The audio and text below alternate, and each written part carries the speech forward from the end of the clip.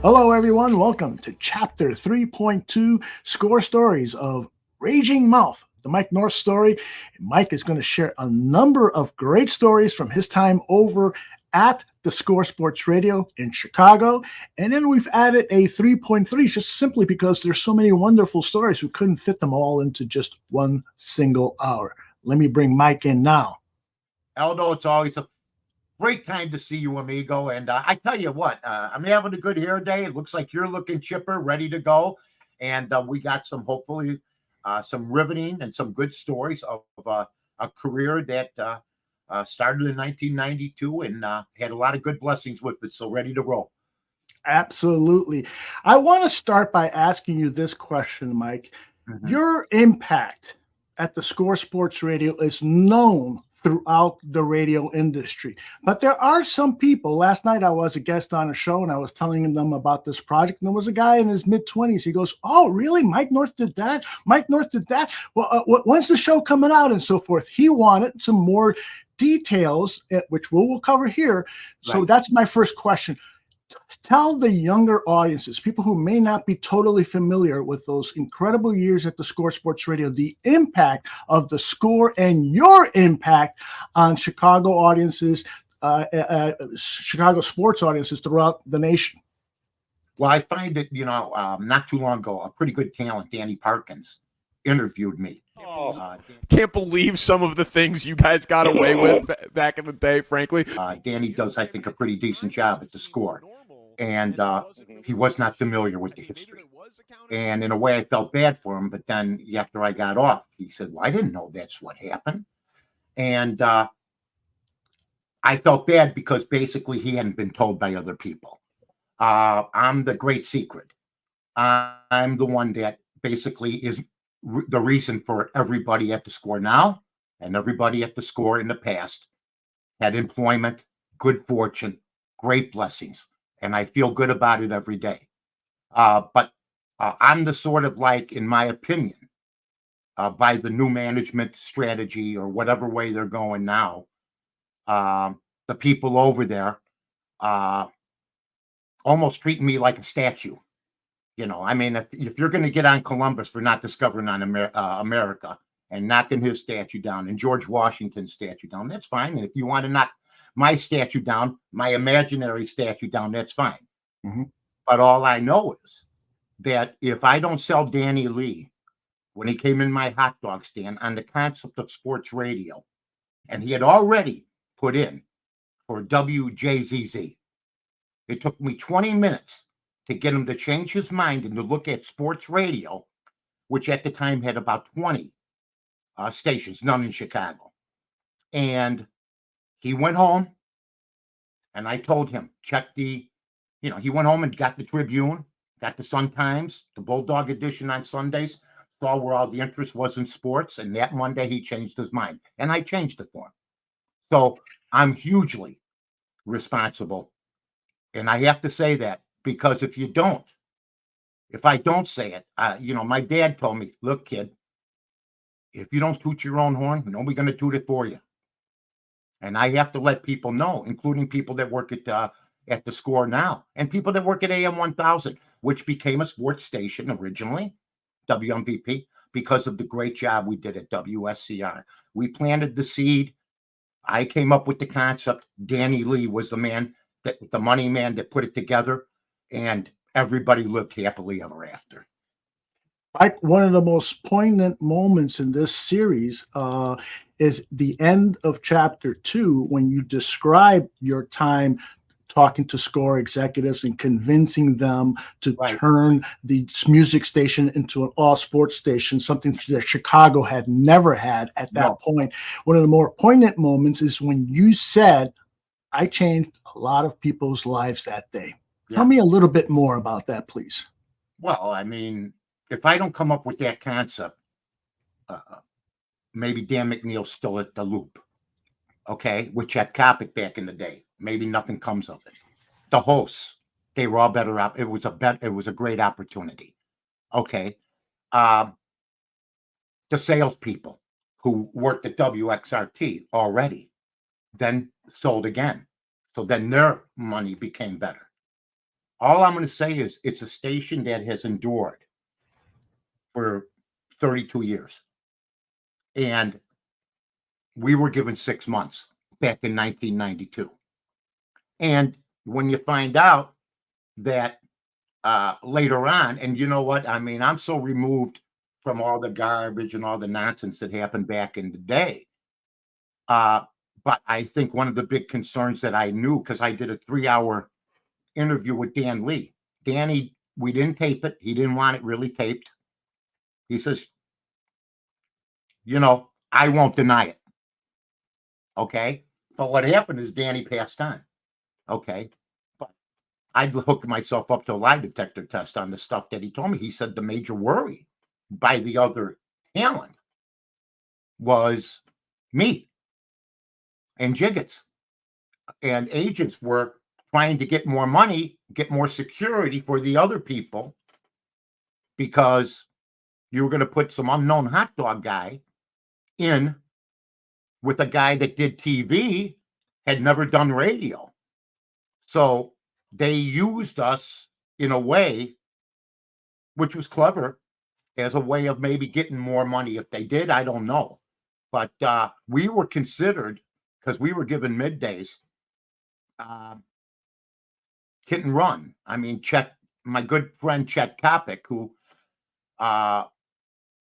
was intimidated from the beginning, I thought, and showed bad demeanor, because I was a fan of his towards me when we met, and then called me a 10th rate George I impersonator in the Sun Times, and a hot dog salesman, and said that we'd last 6 months. Well, that was the fuel that I needed to make sure that that wasn't going to happen, because I was all about winning and I was all about succeeding.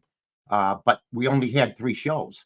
So, we had great people: Tom Scher, Terry Boers, Dan McNeil, Dan Jiggets, great producers, great salespeople. But yes, everybody, a rising tide handles all boats, rises all boats. That's what happened. Period.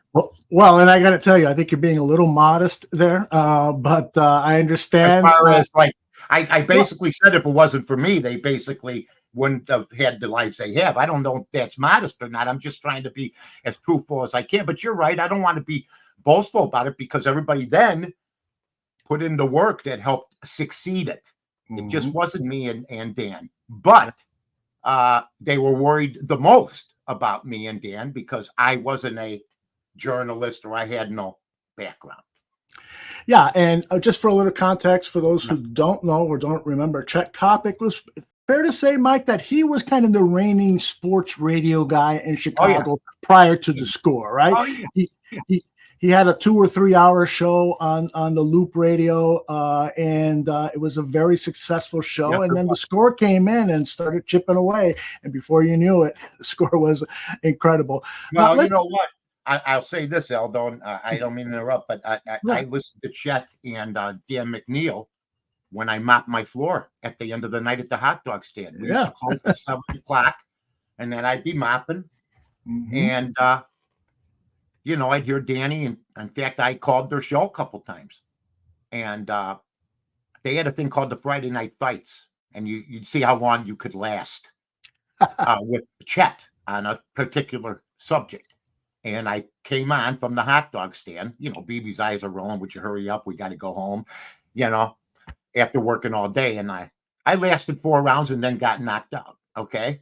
So that's how I got my chops. I mean, I just listened to Chet. The difference was we were creating a whole station, even if it was only 3 shows plus weekends at the time. Okay. Those were all individual sports shows, whether it be Rich King at WGN, Dave Ennett, Chet Kopic. I mean, I knew them all because I listened to them all, and I basically learned a lot from them all, what to do and what not to do. But we're the first station that was all sports, including in New York, WFAN. They had Imus in the morning, so they had the news guy pumping in money to them. We had a guy that took a chance on us, and it worked out. For those who have not listened to chapter 3.1, I really urge you to do so, because in that chapter, Mike talks about those early days at the Score and talks about all the other show hosts, and talks about Tom Scher and how he led the lineup and how strong of a start that was for everyone else. And so he says a lot of complimentary things about his cohorts. And one of the things that you, Mike, have received a lot of compliments for was your interview style. And so I want to know from you, what philosophy did you have or develop over time in your interviews to have these captivating interviews with celebrities of both sport and movies? Whether I did an interview with Mike McCaskey, Jeremy Roenick, Chris Zorich, whether me and Jiggs were talking, me and Jesse Rogers, or anybody else, it was my belief we were doing it at a bar. And I wasn't sitting in Hallis Hall or wherever the Bears were practicing at that time interviewing you. You were coming on the radio, and we were on equal terms. And I think a lot of people used to fawn over these guys or were afraid to challenge them. I had eaten enough bear dog crap over my life that when I got the opportunity to have an owner on, whether it be Mike McCaskey from the Bears or from Bill Wirtz, who I called Potter, after Potter on It's a Wonderful Life, they hated that so much. They wanted me dead, I believe, on arrival. I didn't give any quarter, whether it be John McDonough, Jim DeMaria, who was the PR guy at the time, Shanwald with the Bulls, and of course, Jerry Reinsdorf. I gave them nothing but grief, and I made them accountable, and they fired people when I was on the air. And I didn't care at that time about that, but now I do, because some of the people that were fired were better than some of the people that are there now, including Rob Gallas, who did a lot of great things for the White Sox. But they never ingratiated themselves.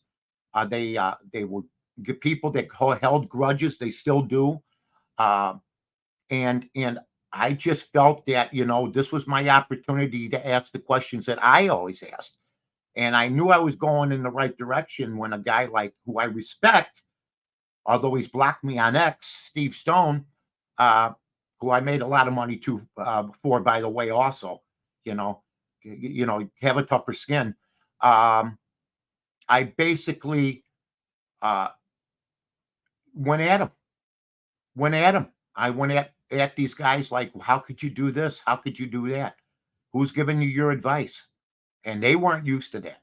And I'll tell you another thing. The journalists weren't used to it. How could you write this? How can you write that? Especially the elite journalists.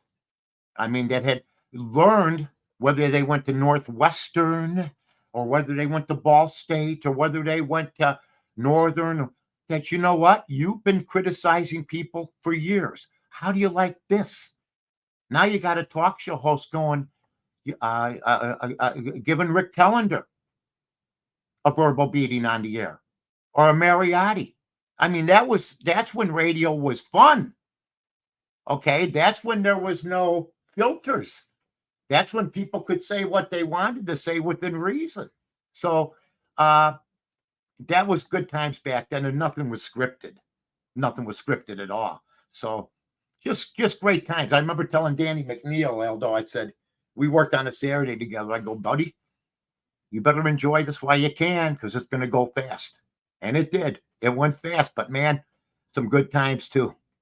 Indeed. One of the things that I love is that you said your interview style was like if you were at a bar or Right. just talking normal. So here's an example of that, Mike, that you will, I'm sure, recall once I start playing this for you. You had on Walter Matthau, celebrity of stage and particularly screen, one of the great actors. This is the Monsters of the Midday, interviewing the great Walter Matthau. This gentleman, first of all, I have a lot of respect for. He's a great, great movie star. The guy's been around. Bad News Bears, Fortune Cookie, Pelham 123, Sunshine Boys, The Odd Couple. Mr. Walter Matthau. How you doing, Walter? Hiya, Mike. You left out 52 pictures. Well, I'm sorry. I didn't have all the stuff in front of me. I was just trying to name off some of your favorite pictures. But what people don't remember is you were in my favorite movie, King Creole, with Elvis, Vic Morrow, Carolyn Jones. I mean, we're talking some great, great stars in that movie. You played, of course, the heavy in that movie, right? Right. And of course... Elvis was great, wasn't he? Oh, he was the best, man. Did you party with him? No. The only thing... He had his Memphis Mafia with him. I shot crap with Colonel Parker, his agent. Lost, of course. I understand that Parker knew what he was doing when he threw craps. Did he have the loaded so. dice? They're loaded up? I think so, probably. Listen, last night we were at the front row, Doug Buffone's place, shooting the TV show, and I met Walter, and I'm talking to him, and I said, I got some winners for you. Mm-hmm. Now, did you hold on for the football? You got the winners for the football I've got games? them. I put them away in my drawer. Now, you're going to be in town here. My drawer, not my drawers.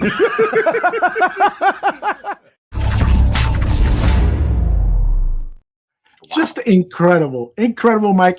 Back then, you'd never hear a radio show host talking to a big celebrity and asking if you went partying with them, you gambled. Some great stuff. You know what? He told me more stuff off the air at Doug's place. We got a little bit rock and rolled that night. And what happened was he was in town doing Dennis the Menace. In 1995, and we were doing the Doug Buffone Sport magazine, and he came in. I go, my God, how lucky a guy am I? I'm going to have an interview on the show with him on Doug Buffone Sport magazine, but then I'm having dinner with Walter Matthau, a man who I admire since I did see King Creole, and since then, Grumpier Old Men. He did a lot of stuff after I met him. Or he was in the middle of his, continuation of great stardom. I'm a huge fan of the movies. And to have the opportunity and for him to come in the studio, for him to come to Belmont Avenue and Laramie, because he had such a good time the night before, and to tell me, Mike, I did Dennis the Menace because I owed the book a lot of money.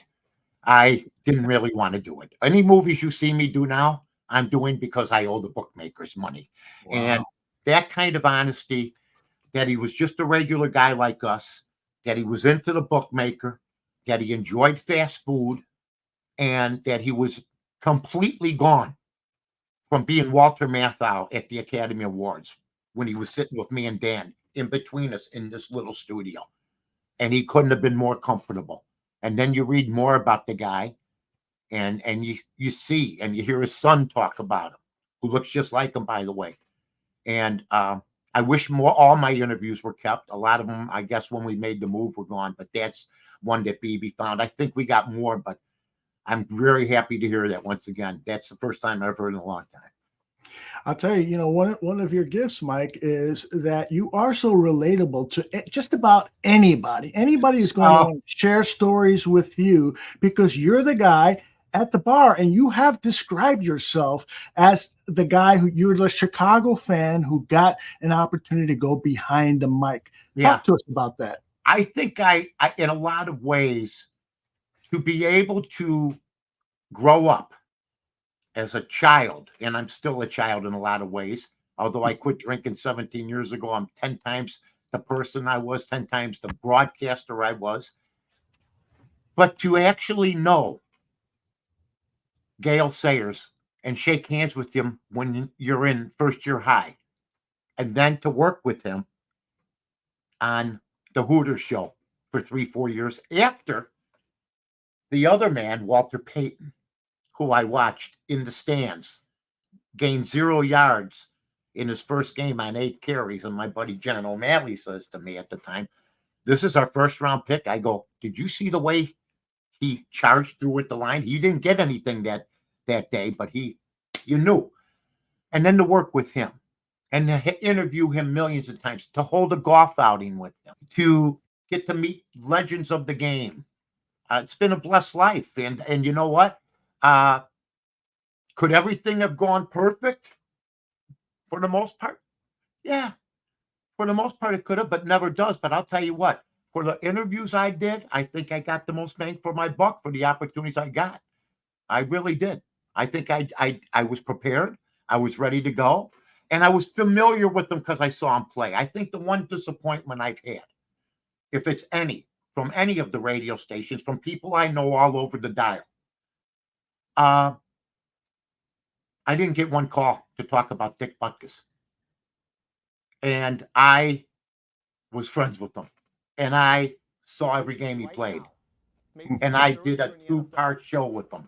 Right. And I commented him on, but nothing in Chicago. And then Gale Sayers, no calls. Doug Buffone, So I'm saying to myself, okay, I just could add something. I don't care if you call me or not. I'm just saying, if you want the true picture, Jerry West, Bill Walton. There was a show we got called Ragey, called Somebody Big Just Died. We're going to be, and this is, I don't want to date this. Okay, but we just had a death called, and it's not going to be that day. Willie Mays died. We're going to do it Friday night. Mm-hmm. We educate people on that show on the Bar Room where you're watching this now. And that's why I decided to do it, because I know who's tuning in now. A lot of the people that are got to do something about it, but they don't expand on things like they used to. Indeed. I want to share another example of how you were able to relate with your interviewee. In this case, it is Shaquille O'Neal. This is a piece of video that I found on YouTube from WSCR. They provided this, and this is you at the top of the interview, along with, I think this is Brian Hanley. Correct me if I'm wrong, who is along with you, but you're the lead interviewer. And it might have been Brian. He might have been sitting in, right? Yeah, here it is. Music, please. I dribble around like basketballums. People call me 18. What's that, Jack, man? Extra tallums. In the house. In the house. See, that's the only thing they were missing. Me saying in the house. Otherwise, it probably sold millions anyway. We are pleased. He should have called you, I guess. Well, we have today the question of the day here on the score poll is, who is the greatest center of all time? Kareem Abdul-Jabbar, Shaquille O'Neal, Wilt Chamberlain, Bill Russell, or Bill Wennington. We have that, and we're pleased to have with us Shaq Adocious. Yes, how are you? How are you, Shaq? Good, good, good. You know, it takes a lot to. I've interviewed everybody from MJ to Bill Wennington. Okay. And you know what? It is a pleasure to have you here. You're in a chair that is for an 8-year-old right now, and your knees are going. I mean, I don't know. Jen put you in that chair. You can't be happy about it, but you're used to it. How are you, Shaq? You're up early. Yeah, I'm good. I'm doing pretty good. Yeah. What brings Glad you to be here? I'm here meeting with a business associate, Lenny Keller. Just come to see some family, some friends. Just having a good time. I want to stop by and say hi. Yeah, you're in the neighborhood. Yes. You were in the neighborhood. Yes. And you're used to being as large as you are, to getting used to sitting in chairs like this, laying in beds like this. Even the top hotels that you stay in on the road, do they have beds in certain hotels that accommodate a man of your girth? No, they have regular king size beds, but I like sleeping and having my feet hang off the edge of the bed anyway. So me too, but I'm halfway down the bed. I like to do that. I have the pillows up there. I like to lay flat. I want to feel like an NBA superstar, for God's sake. You are a superstar. You are a superstar, Mike. He heard about me, and he was promoting I hope they're doing well. He private jet company at the time, and they said, "Who can we go see that's going to basically help us with our Chicago investors?" And somebody steered them to me, and I was told that, and that was Fred Hubner, by the way, that was with me on that interview, and it was a thrill. But here was the best part, Aldo. The best part, Shaq comes up to me afterwards. He goes, "Hey, Mike, good interview. You want to go to lunch? Where's a good place to go to lunch?" I said, "Gibson's Steakhouse. I can make a call right now." I was like, "Yeah, that'll be good. Make a call." So I call my buddy, Steve Lombardo. A lady named Roxanne Atkins helped us out. And Jesse Jackson, Jack, Spike Lee, and me. Wow. Eating lunch at Gibson's. And I think the one thing I never got over, and then, the Gibson's people came up and shook hands, and, I was basically like, I was like, I don't know who people thought I was, but I wasn't mistaken for anybody. You know what I mean? And what's great is that I shook hands with Spike, and I was stunned. I don't have the biggest hands. I don't have the smallest hands. Spike Lee's got little mouse hands. The stub is like a 5-year-old. I couldn't believe it. But great guy. Jesse and I will talk later about what we did together. But Jesse was great, and Shaq was just gracious, man. And then his partner was with us also that day. It was a lot of fun. That was the highlight, man. To eat lunch with those guys and stuff like that. That's a great story. Oh, and yeah. We're going to have more great stories with Mike, and we're going to learn who his top 5 favorite interviews are of all time. And we're going to do so right after this message from our friends at Rahl Jewelers.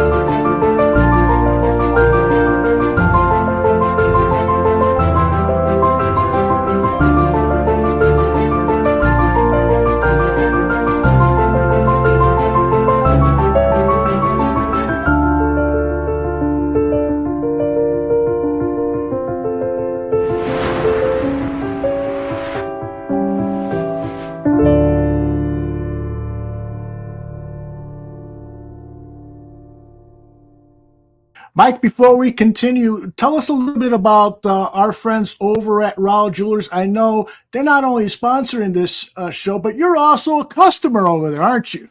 Yeah, and I'm going to be featuring some jewelry at a couple. I've been designing some jewelry while Brad is on vacation, and I told him I got a couple ideas, and I designed a couple things for BB. But Brad Gams is a Von Steuben high school kid.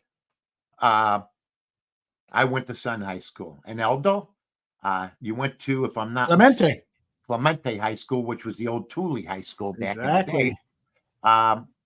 We're Chicago guys. He's in Hoffman Estates on Barrington Road. Just a great man.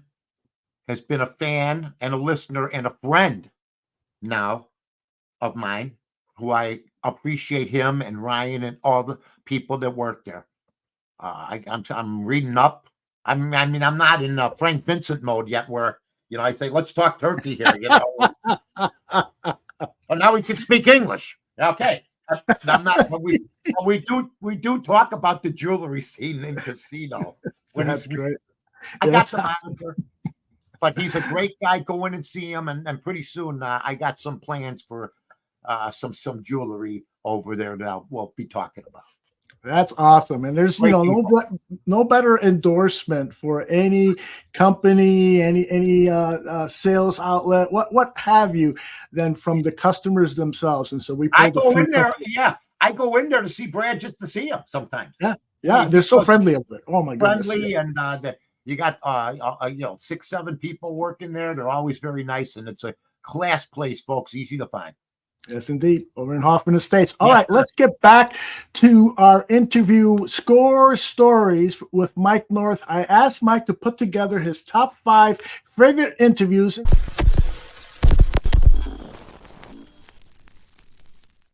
Well, first of all, since we showed Walter Matthau's interview, that's in a Hall of Fame type of situation there. But I'd say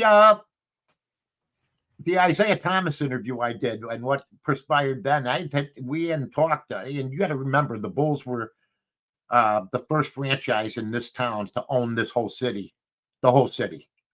Cubs split the town with the Sox. The Bears hadn't done anything except 85.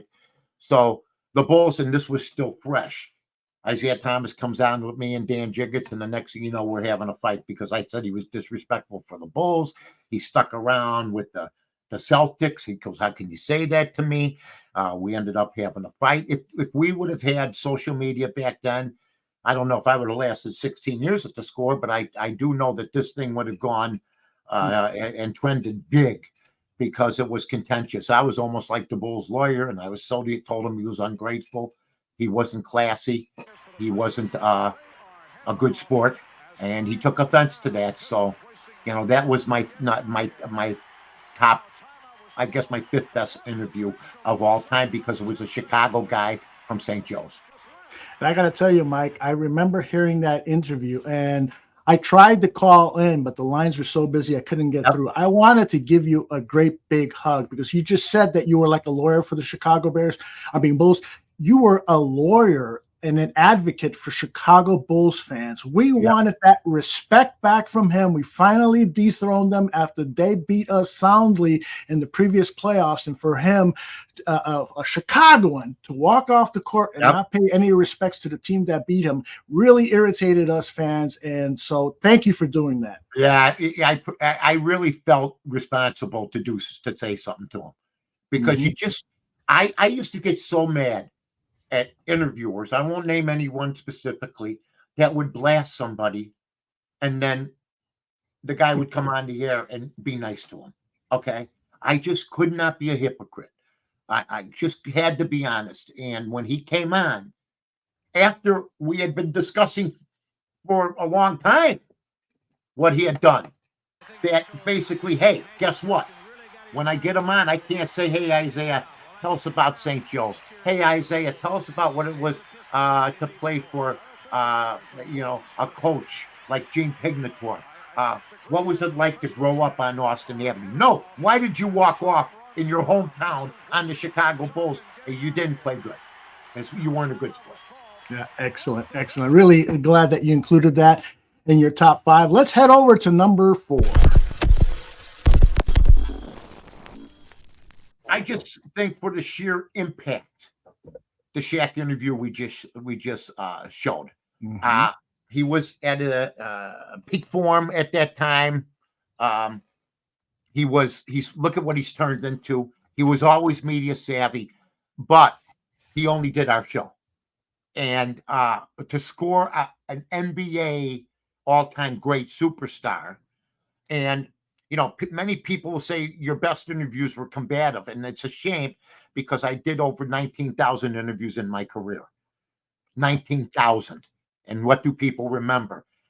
Mainly the ones that caused the most issues, fought for the fans, like you said. But this one was one that was a feather in the station's cap because you don't see the guest lists now that you used to see at any of these stations. Our producers always did a great job. For it to be Jesse Rogers, Judd Surratt, Jen Patterson, people that were put on account. You get me a Tom Glavine, don't get me just a columnist or something like that. So that was a very important interview as far as down the line when I worked for Fox Sports Radio and other outlets. All right, let's head over to number 3.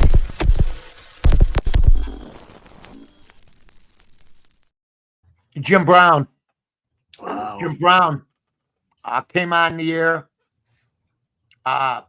basically had been blasting Franco Harris for running out of bounds. And at the time, Jim Brown thought that running out of bounds, you were a sissy. That was the word that you used to use. And you should stay on the field like Walter Payton did. Well, now you see every NFL running back running out of bounds. Yes. I'll gain 3 yards. You'll see Gale Sayers cut in. Yeah. If you watch Gale Sayers films, you never see him go to run out of bounds. He's always cutting back and everything else. So I understood where Jim was saying. But we talked about his problems and how was he lecturing people when he had problems with women?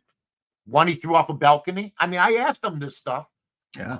And then Jiggs followed up, and I'll never forget. Are you the white guy? He asked Jiggs. And I could tell Jiggs took offense. I go, what difference does it make who's who? What, you want to be fondled by skin color? You know, is that what you want? Well, no. I mean, and that turned into another deal. Later on, I saw Jim Brown at the airport. And you know what I did? Nothing. Walked the other way. I didn't go to meet him, believe me, because he was irate. He wasn't happy. But that was a real tough interview. And that's another one that people had trouble getting in for afterwards also. Well, I'm surprised that was on the. Actually, not surprised. You didn't reveal to me who was going to be on your list, and so Right. I'm a little surprised that you had him on your list. I can definitely see why, Yeah. and people can learn more about Mike and Jim Brown's relationship. And on the show, Somebody Big Just Died that he mentioned earlier. Yeah. And the late Jim Brown passed Loved away him. not too long ago. Mike eulogized him on the show and shared some other stories. You can find that here on the Barroom Network. Jim Brown was a great guy, as it turns out, in a lot of ways. Oh, yeah. But so was Bobby Hall in a lot of ways, and he turned into a complete tool. Broke Yeah. my heart. Yes. Broke my heart. And Mhm. he had some bad quotes that I had to go to my childhood hero and talk about. So Yeah. nobody gets a pass if you do something wrong. And that's what you see now. You can't give people passes when it's obvious that you've been making news because of that situation. Jim Brown made news for a lot of bad situations, but it was at the time, and we talked to him thinking he was better than Walter. But the one thing that surprised me about Jimmy too, and I'll say this, Mhm. I got his helmet and I got it. It's autographed. Oh, I nice. admired him as a football player, and he loved Walter Payton. Loved Walter Payton more than any running back else, period. Who didn't love Walter Payton? Jim Brown and Walter Payton, I think, had the ultimate respect for each other. Yeah, Period. yeah. Period. Well, okay, let's head over to number 2. Michael Jordan in Sarasota. He goes to play baseball for the White Sox. I'm on the air for a month saying he's out of his mind. He's insane. You wanted to spend money, spend time with your family. You're going to go play for the Birmingham Barons. And Jiggs would say it's his dream and everything else and stuff like that. I go, this is not normal. This is not normal. But then he had the murder of his father. He had always loved baseball. So I had grown to understand a little bit about it. So we go to Sarasota, and Steve Dahl show went there. A lot of radio shows went there. I told the score, you got to send me in Jiggets. We'll get them on. We'll get them on. Well, they put us in during the game. We're watching the game from the press box. He hits the ball once, struck out. I don't remember anything big happening. And after the game, we're ushered in. And what the writers used to hate was when the talk show hosts or the radio was given better accommodations given the interview before them. They used to hate that. There was always a battle between us and the journalists, okay, which made it hard on our reporters, whether it be Mike Greenberg, Dan Bernstein, what have you. So we're sitting there with our mics ready to go. And here comes Michael Jordan in a White Sox uniform with his hat on, tilted back. It was the black jersey. I still remember it like it was yesterday. It was the most surreal scene I've ever seen. Here's this greatest basketball player of all time, who I loved. Who doesn't love Michael Jordan as a competitor? Walking in. And it was a great interview. He did get upset with me because I said, "Are you out of your mind? What are you doing? Oh, why are you always so competitive? Why do I have to be put on the spot by you?"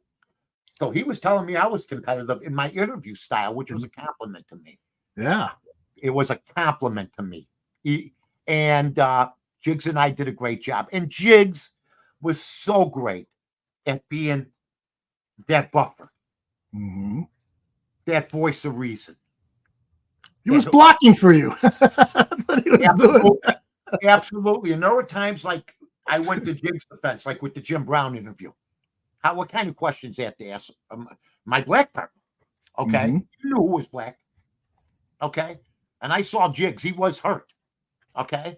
And so Jiggs did run for a lot of my interviews the reason to the storm. But I can't tell you how many times, and what didn't happen with the Michael Jordan interview, because Jiggs brought things back on track a little bit. And that's what he was great at. Great straight man.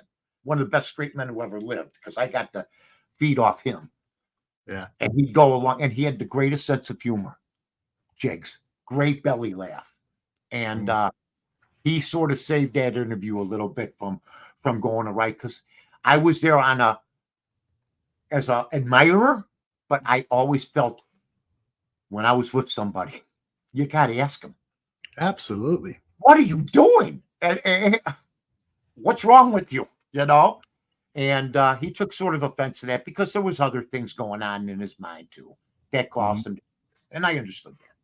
Absolutely. Before we get to number one, Mike, I'd love for you to share the story of you went to I forget where it was, but you and Michael Jordan were gambling together, and you got to see how competitive he was. Please share that story. Well, there's a couple of stories. You know, talking about interviews, some of the encounters that you have with people, whether it be Michael Jordan or Frank Sinatra. Okay, he wasn't on the radio with me. Now, believe me, I tried when I was with them, but Michael Jordan and I went to his 35 and over basketball camp. It was a new concept. So I figure I'll go. I'll get Michael on. Okay. I'll get his people on. He was working with Nike. They were going to charge people $15,000 for 3 days. I think it was 4 days, 3 nights. Okay. 2 games a day against, and we had a draft. The coaches were Krzyzewski, Philby Brown, Mike Fratello, John Thompson. We all had coaches. We had Mike Krzyzewski as our coach. We won the league in a nutshell. I came in second in the 3-point shootout. Okay, we won the championship. It was a good run. And Krzyzewski took all Chicago guys when everybody else took different people. Bob Huggins. So there was a night Jordan showed up to Bally's, and we were all gambling, and there he is. So Mike sees me. I go to sit down next to him. I sit to his right. Mistake number 1. Okay. There's 2 guys in front of me that were dopes. Okay. Now I got to recover from their hit. I take a hit and I get 18. He takes a hit and he loses. It's a king. He could have used that 4 that I took. And he pounds his fist. My God bless him. Why are you taking that goddamn card from me? I got to win too. You got 3,000 on the line. I got 300. In my years of playing competitive cards, okay, which is what it is, and it's a losing battle most of the time, I never encountered a lunatic that I was sitting next to more than Michael. He was betting 3,000 a hand, and I was betting 300 a hand, which was a lot of money. Okay, but I figure if I'm going to be with him, I better bet at least 10% or 5%, whatever the hell it is. And he's, God damn it, Mike, you know. And then I'd hit, and I go, what about that? Oh, that was good. That was good. You know, like I was like supposed to lose so he could win.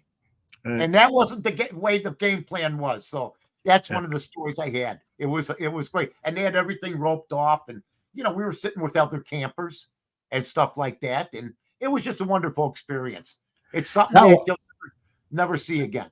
I got to tell you, I think you're burying the lead here on that story. Great story. You told it beautifully. But the one thing that has always stuck out to me when you've shared that story is that when you saw how irate he would get after losing a hand, that's when you learned something about yourself and your competitive nature. Yeah. Please tell us about that. Well, I've always been, look, I wasn't the greatest teammate. And I watched the Last Dance. And when I played ball with my buddies, if they dogged it, if somebody dogged it, I let them have it. I did. And then I'm watching The Last Dance, and Michael was the same way. Mm-hmm. And at radio, when we did radio, you can ask Jesse Rogers, you can ask Ron Gleason, you can ask anybody who worked with me. We were given 100% every day. Every day. And I don't know if I set the tone, but at least for my show, I did.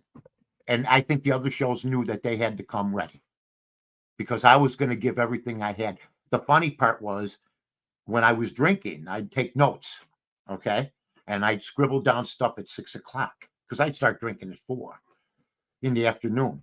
And I'd scribble down stuff and it would look absolutely beautiful. You know, whether I say Candy Maldonado, beautiful penmanship.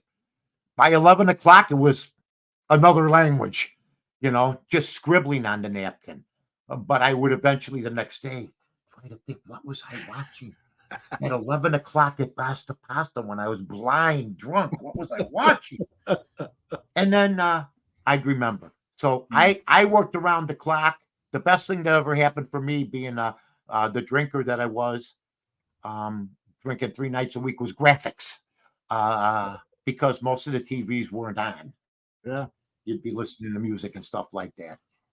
Pretty wild. Great story, Mike. Yeah. Thank you for sharing that. And so let's move on to the top one. Well, that's Mike McCaskey. No doubt about it. I remember it like it was yesterday. That is floating around that interview somewhere, but we can't find it. It was a bad day for him. I was blasting the Bears for letting Jay Hilgenberg go for draft picks. And it wasn't just because they let Jay Hilgenberg go. You know, Wilbur Marshall, Willie Galt. I think I had, I've seen 5 or 6 guys ushered out the door that were instrumental back in the day, whether Jay Hilgenberg had any time left on his clock or not. There was a year or two. I thought it was disrespectful. He's a Hall of Fame center that hasn't been promoted like he should be. I knew him. I knew what kind of player he was. I knew he called the signals. And McCaskey came on the air to explain it.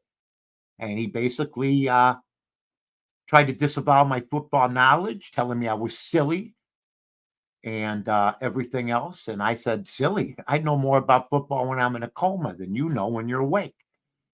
Dan didn't step in once. If you noticed it, if you ever can find this interview, which should be in the Smithsonian, for what talk show hosts should do to owners that try to make them look bad when they haven't won since Patton was a corporal. And they get rid of players that are in their, and they still do it, whether it be Roquan Smith or anybody else. It's a pattern that they've had forever. So this was a pattern. And I knew he didn't know much about football because eventually his mother fired him. But what really stunned me, and I have to say this, and I'm good friends with him, and you brought him up earlier, was Brian Hanley.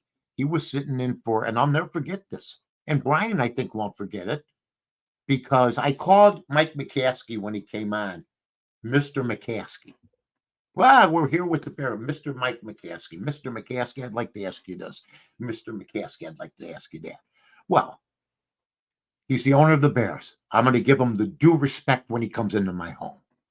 Okay? From there on out, okay, I'm going to become the uncle that's had 3 highballs. Okay? I was the guy that said hi to when you came in. And now I know what you've been doing for a long time. And I got you here. And I'm not interviewing you for me. I'm interviewing you for everybody at this station, for everybody in Chicago, for anybody that's wanted to talk to any owner. And the thing that at the time bothered me about Brian was, didn't you hear the interview? That's what you were transfixed. And that's when I knew that, you know, there was a little bit of envy maybe, or a little bit of what I would have done. Maybe Mike's too experienced, but that did happen. But after that, I just let it go. And Brian and I have always gotten along good, because once I started rolling, he understood that my interview style, I wasn't a journalist, which is populated by radio now, which is why a lot of radio in all genres isn't as good as it was. And there's no regular guy now. And I was the regular guy. I was the kid on the playground. I had a fast pitch tournament. Who's going to have one of those? You know, I did some stunts, and we'll talk about them, that were second to none, that were thought of on the fly by me. So I was a different animal. And, you know, don't forget, these guys were still working for the paper. Terry was still working for the Daily Herald. Brian was still working. What do you think Rick Tellender was saying to him when I was telling everybody everywhere he works closes shop for the most part, or gets worse? Or a Jay Mariotti, or a Mike Mulligan. What do you think they were saying about me? It wasn't flattering, because I know what people in the electronic business were saying about our station, all six of us. And then you had Tom Sherry, who had to play the balancing act. You're working for Channel 5, huge for us. We didn't treat it like that at the time, but we knew Tom was credible. We knew he was on the 10 o'clock news. That was huge. And then me and Jiggets and Terry and Dan. And we battled each other. So we weren't picking on just one group of people. We were picking on everybody. We were a no-nonsense radio station that if we saw something that was written that we didn't say was true, we'd let him have it. And with Mike McCaskey, I'd been reading a lot of disturbing stuff, and he met his Waterloo that day. Love the way you put that. Met his Waterloo that day. I think that's another interview where Chicago Bears fans really thanked you for taking it to him. Oh, our station was 4 months old. Mm-hmm. No, June, July, August, September, October, November, December, April. He came on in April. So 4 months old. Mm-hmm. And that's when he came on. And man, we were on the 10 o'clock news, the 4 o'clock news, the 12 o'clock news. We were on Night Beat. We were picked up by every major newspaper. Every major, and that's when this, I think, exploded for everybody there. Well, that's one of the reasons, besides the great talent. And that was one of many, many, many times the national media picked up something that you did. Oh, yeah. Let me give you an example, because a lot of people are going to say, well, why isn't the Ozzie Guillen interview on that part 5? And I'll let you answer that after we listen to what Howard Stern said the day after your confrontation with Ozzie Guillen. This is a guy on sports radio, Mike North. And he's got a radio show, and he's interviewing Ozzie. What's that guy's name? Ozzie Guillen. Yeah, Ozzie Guillen, who coaches the Chicago White Sox. This guy from the Chicago White Sox calls up and he starts cursing up a storm. Oh, yeah? And the guy's freaking out because he's on regular radio. And he's like, hey, man, dude, you know. Ozzie Guillen on the line here on WSCR with Bob Brunley, Mike North, Fred Humner, Annie Mac. How you doing, Ozzie? I know you like AJ. I know you love AJ the same way I am. But there's no reason you guys play make lineups around in the air when you don't know. Well, wait, Ozzie, we're on the radio now, so we. Hey, listen. I'm telling you guys that every 10 days. Hey, Ozzy, clean up your mouth, all right? Clean up your damn mouth when you're talking on the radio and you're talking to me. Okay, I will do that. But in the meanwhile, why are you talking about that? You respect. That's my job to find out what's going on. It's my job to find out what AJ Brzezinski thinks. It's my job to figure out what the hell's going on. Yeah, you better hang up the damn phone. You talk with respect. You can't stand the heat. Get the hell out of the kitchen, Junior. Junior. I love that Chicago accent. Ozzie Guillen and Mike North. Yeah, That's pretty wild. Pretty wild. I have that with the Walter Matthau. See, I want some of my other interviews haven't been really heard on this wonderful Raging Mouth telecast to be heard. Of course, Ozzie Guillen, but we had already established ourselves, and I was at High Tops that day. And that's when, if there would have been social media, then that explodes for millions of hits. Yeah. Okay. And the difference was we weren't carrying the White Sox at that time. I don't know what would happen now to me if I got in an argument with Pedro Grifoyle like that. Okay. I'd probably be in trouble. I mean, that's just the way things had changed. But at that time, once again, White Sox fans didn't have a problem with what I said, but I admired Ozzie for coming on. I admired Ozzie for calling me and facing me. But we've never seen each other since until I went afterwards down to, I was across from Wrigley Field. We did the remote from High Tops. Bob Brenly was sitting next to me because he was interviewing. I was interviewing him when Ozzie called, like out of nowhere. And I went down to the locker room. We hugged, and all the cowardly media stayed back, which was all of them. And they were hiding behind poles and like there was going to be, and we hugged. And I gave Ozzie some candy. And then I found out when I turned my back, he threw the candy in the garbage can, which was fine. But I think if we did I've always contended. Okay. I was told, I've always contended that Ozzie has a red ass towards me, and that's too goddamn bad. Okay.